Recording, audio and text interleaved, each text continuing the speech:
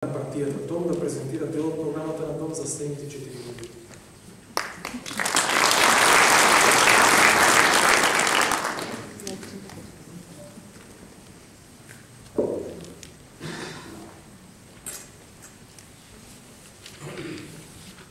Почитувана председателка, почитувани гости, почитувани сопартници, дами и господа. Во интерес на времето ќе бидам пократок и покрај тоа што програмските цели за наредните 4 години, 2022-2026 година, како и секогаш, се многу предизвикувачи, не само за Дом, туку и за целата наша држава. Во следниот период Дом ќе се фокусира на реализирање на програмските заложби за 2022-2026, зајакнување на партијата од натрешен план, зголемување на политичкото влијание на Дом преку парламентот и во сите останати сегменти на неговото делување, интензивна соработка со европските зелени партии. Следниот период ќе се фокусираме на 4 столбови: заштита на животната средина и клима, унапредување на човековите права и на дискриминација, ефикасно справување со корупцијата и организираниот криминал, одржив развој, децентрализација и рамновен регионален развој. И дозволете ми да прочитам неколку фокуси од сите 4 столба. Заштита на животната средина и клима, зелена транзиција, донесување на закон за климатски акции, зајакнување на административните и финансиските капацитети за справување со мерки и активности за заштита на животната средина и справување со климатските промени, интегрирање на аспектите на климатските промени во секторските планови и програми на централно, регионално и на локално ниво, инвестирање на превентивни мерки за заштита и намалување на во рамките на приоритетите непогоди и воведување на систем за рано детектирање.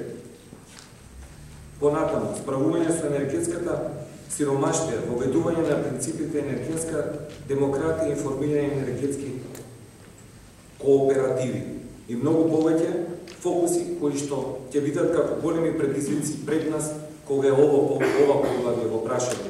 Потоа, контрола и на загадувањето од животната средина, формирање на фонд за заштита животна средина, а со обезбедување средства да се инвестира за заштита на животната средина, донесување на закон за контрола на индустријските емисии, доследна примена на законот за инспекцијскиот надзор на животната средина, воведување на концепт на паметни зелени градови, проширување на пешачките зони, развивање мрежа на велосипедски патеки, субвенции за велосипеди, ефикасен и доставен јавен превоз, намалување на загадувањето на воздухот, изработка на национална стратегија за квалитет на амбиентален воздух, изработка и справување на планови за квалитет на амбиенталниот воздух во населените места и многу други. Управување со води, се извинувам, донесување на закон за води, обезбедување на чиста и квалитетна вода за пиење на сите во сите населени места, случно тоа го заслужуваме сите. Заштита на почвата и управување со отпадот, изработка на закон за почва, забрана за употреба на пластични производи и за еднократна употреба, заштита на природата, донесување на закон за заштита на природата, заштита на животните, многу повеќе поглаве кои што исто така ќе можете транспарентно да ги видите на нашата страна.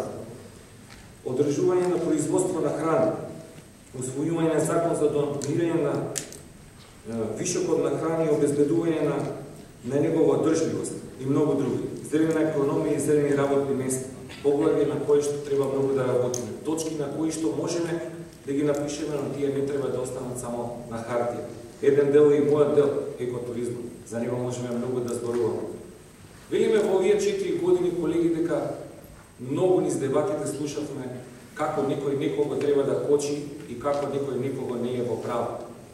Но тоа не ни спречува да веруваме, да работиме. Но низ овие 4 години ја многу не слушнав од другите да повикаат да треба да работиме. Токму и пораката која што сега ја опатуваме. Наше е да работиме, да се бориме, бидејќи одлучно можеме до зелен прогрес. Благодарам.